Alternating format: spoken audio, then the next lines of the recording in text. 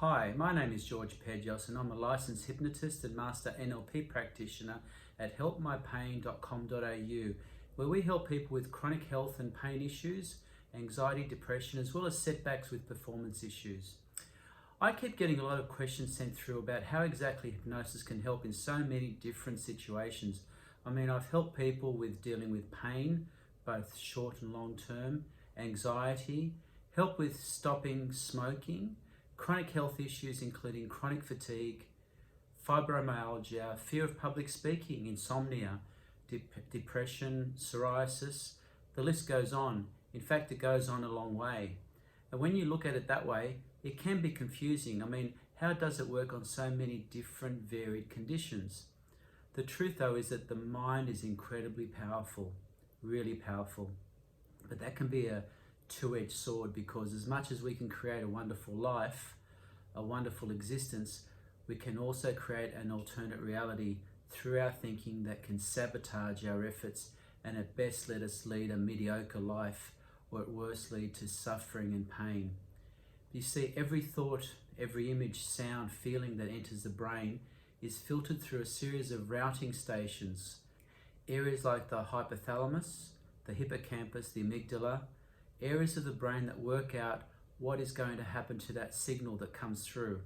I use the analogy of the pinball machine, for those of you that are old enough to remember them.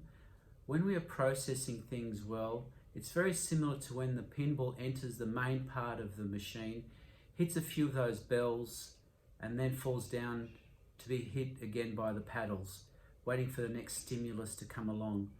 Well, you know that sometimes the ball gets stuck in the top part of that machine, stuck between those bells, being hit and bouncing around seemingly forever. Well, you don't get points in real life for that. When that's happening, you're stuck. As the signals are bouncing around between the cortex, or the thinking part of your brain, and the reptilian part of your brain, going into flight and fight, and each time that part of your brain, the amygdala, is activated, more and more adrenaline, more and more cortisol, the stress hormone, is released. And you know what? After doing that constantly for days, weeks, months, years, the body can't take it anymore. Physical and mental exhaustion, illness sets in, chronic fatigue, psoriasis, even cancer. But where do these pathways, these ways of thinking come from in the first place? Lisa Rankin, a medical doctor and author of the book Mind Over Medicine, states pretty much what I've been saying all along, that parents and those close to you when you're young, through what they say, through what they do, shape the beliefs that reside in your subconscious mind. Negative beliefs that we observe in our parents get involuntarily programmed into our subconscious mind at a very young age. This can be as simple as, don't do that, you won't make it, and that will never work, to, you're going to wind up fat if you keep doing that, and are you stupid or what? Our minds get filled with these programs which run our subconscious minds. No matter how positive, how hopeful you may seem to be operating on the outside, you operate from the subconscious 95% of the time. Just thinking about it or being aware of it won't affect any change.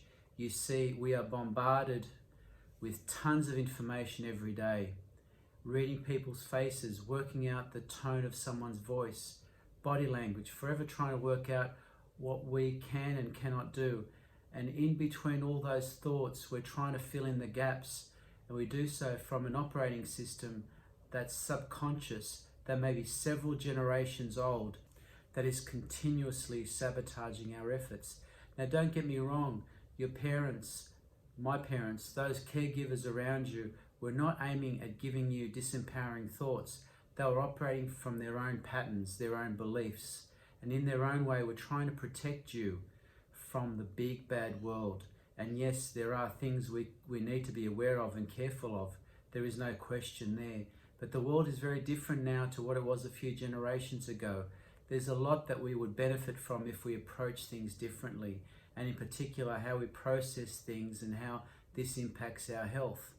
The way we process things, the fears that we hold on to, the ongoing stress that we create, affects the way our brain functions, the way our brain produces electrical connections, chemicals, hormones.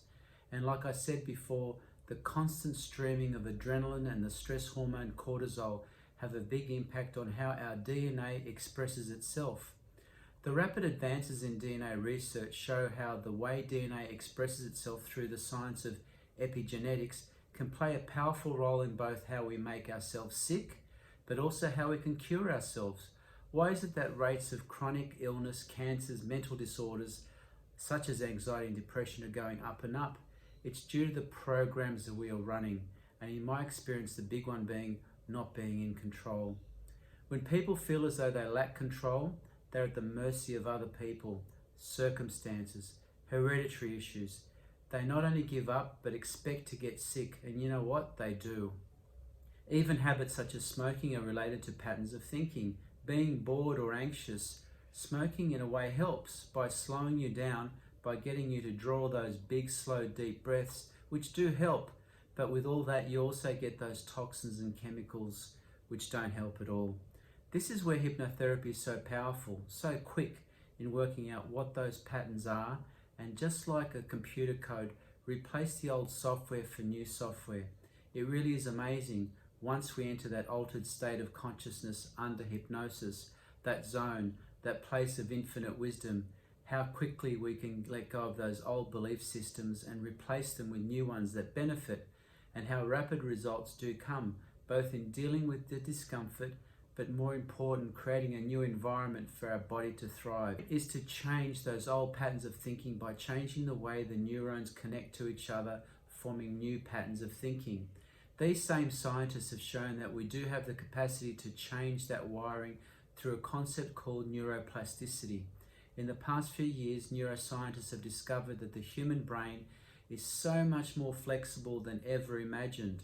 Our neural pathways can, through repeated thoughts, feelings and behavior, be literally rewired. This is important not only for learning new skills, but for people suffering from anxiety, depression, and those wishing to change or improve unhealthy habits. It is so empowering to know that we really do have the ability, through the power of our minds, to take control and achieve our full potential, achieve optimal health. You see, we can for the first time visualize the thought process. The scanner can light up when electrical signals are being sent. Not that we can read what those thought patterns are, but the pathway it is taking. What you'll see is by taking a different pathway, we take a different road, a new way of doing things. And if that's what you want, it's a different destination, a different outcome, the outcome you need.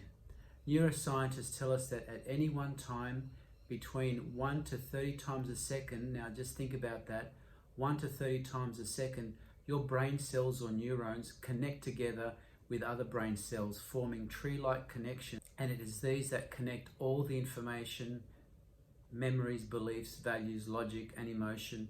These can be imagined exactly like those electrical circuits, except that they're much more complicated and ever-changing. The same neuron that fired for one pathway for some reason can connect instantly in a totally different formation of neural pathways to form a different neural network and a different outcome. However, when the neurons connect together and fire repeatedly, the pathway between these becomes habitual. They wire together, they connect, and the more they connect, the thicker the pathway, the thicker the wire becomes, until it becomes almost permanent. Another way to think about it is like creating a new road, but as a groove. Each time you use that road, you're carving it deeper and deeper, so that it becomes so deep that it becomes difficult to drive or get yourself out of. You can imagine a neural pathway firing that includes extremely positive memories, beliefs, values, emotions, and logical conclusions, using the correct neuro-linguistic affirmations to cause this neural pathway to fire. With continued use of this positive neural network or belief system, the pathway becomes stronger, and the positive belief system becomes a habit without any conscious effort on your part. It's like that image we have of a rolling snowball in those cartoons we used to see as kids. Once you get that snowball rolling, it gathers its own momentum and becomes unstoppable. And in exactly the same way, those other behaviors and thoughts, whether they are related to depression, related to anxiety, or to a habit, need to be changed for a new neural pathway creating a new connection that can be stronger and stronger, leading to a new reality. So wouldn't it be better than just pouring the metaphorical water on those old circuits? Get the brain to find a new path of neurons to get a better result.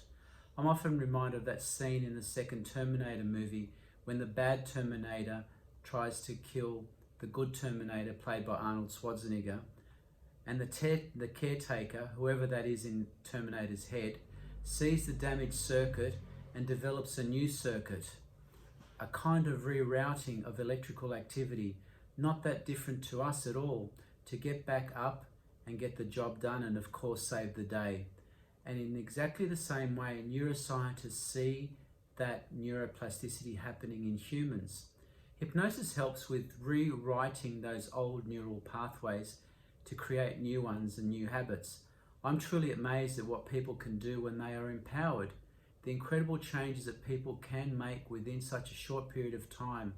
You'll find that you'll be able to handle unexpected situations in a relaxed and easy manner, as if a huge weight had been lifted off your shoulders, being able to effectively deal with that inner voice, tune down that flight or fight response, feel safe, all benefiting you on a physical, mental and emotional level, making changes to your physiology, to your health right now. So if you or someone you know would benefit from hypnosis, especially in helping with either health issues, addictions or dependencies, or matters related to success or performance, then don't hesitate to contact me through my website helpmypain.com.au or through Facebook, Help My Pain.